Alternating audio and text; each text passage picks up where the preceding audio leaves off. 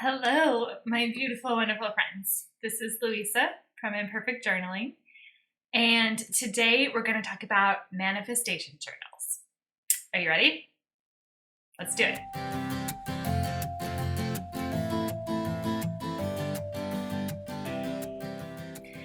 Okay, so manifestation journal. Manifestation, so this is a practice related to the law of attraction. And if you want to do a deep dive into law of attraction, Google and YouTube, there's many resources you could find.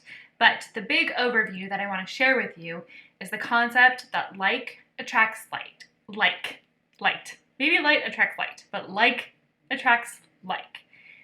What that means is what you focus on is what you tend to see and experience more of in your life. So this practice, the practice of a manifestation journal, is using that principle and supercharging it in order to create more of what you want in your life.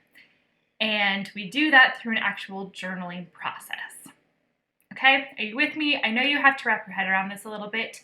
And if you're not already kind of a believer in it, it might seem a little bit out there to you. Totally fine. But basically, it's just think about awareness and attention. That's really the key thing. Where is your awareness? Where is your attention? And how can we be more intentional about that and use that energy in order to focus our mind on what we want in our lives? That's what we're doing here. Okay? All right. So now that hopefully you're somewhat convinced, maybe a little bit, I'm going to talk through the steps of creating a manifestation journal. So the first step is actually picking the journal. So I do think this is a good one to pick a special journal for. You can use your normal journal, I suppose, which is fine. But it's kind of good to have it be something where it's a specific way of thinking. So it's nice to have something that triggers that for you. So it doesn't need to be anything fancy at all, in my opinion. It could be just paper, composition notebook. It could be your phone and just the notes app. It could be a Word doc, but just some place where when you go to it, you are ready to think about things in this way. So pick what that is. First step. Second step. All right, so here you want to create some kind of routine around how you use your manifestation journal. So I think probably the two main options would be to do this in the morning or to do this in the evening. And in my opinion, either is fine. I actually prefer to do it in the evening, but you could do either.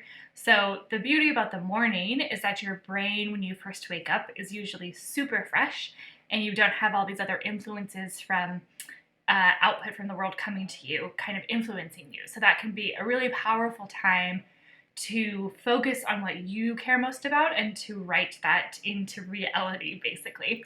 So the morning can be great, but I think the reason why I like the evening is because it helps me to center myself after a day and to focus on where I want to go next and to kind of get into that higher vibe feeling.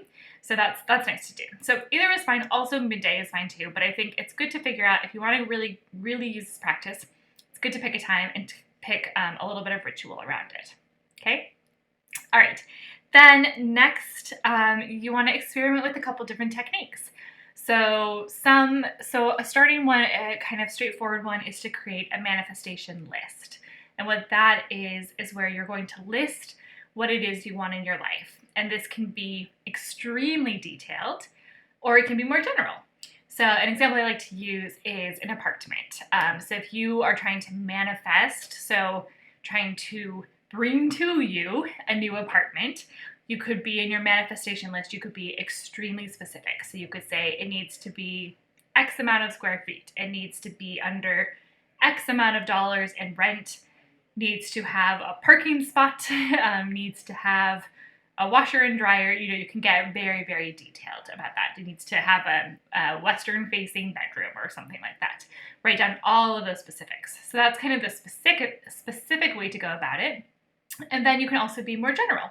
So that might be, again, for the example of an apartment, it might be something like it needs to feel really welcoming. It needs to feel safe and secure.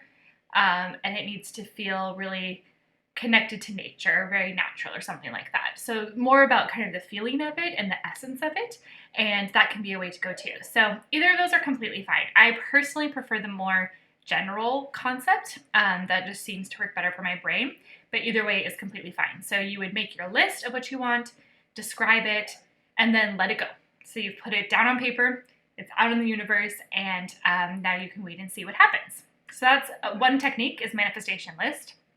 Another technique is called scripting, is one way I've heard of it described. And this is where you actually are kind of writing your future. So I guess we could use the same example of an apartment. This is where you might write down either in future tense or in past tense things like, I found the perfect place. I'm so happy that I found it. I have great parties there. You know, you can kind of write it as if it's already happened, is the concept of scripting. And this is one that I like because for me, it's the easiest to kind of get into the feeling of what it actually feels like. So it's kind of fun. Regardless of anything, it's fun to kind of tap into that mindset. So that's scripting.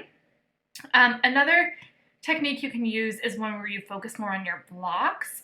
So this is, the other ones I talked about have been kind of more positive, really, of what you want. This one is more about what might be holding you back, and it's more of a reflective kind of exercise where you can think through questions like, why don't I feel like I'm worthy of this?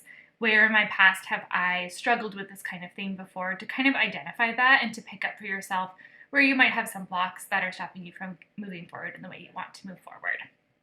And then similar to actually maybe the scripting is a way of gratitude. So already feeling grateful in advance for what you want to come into your life, and really describing that in detail is another technique you can try.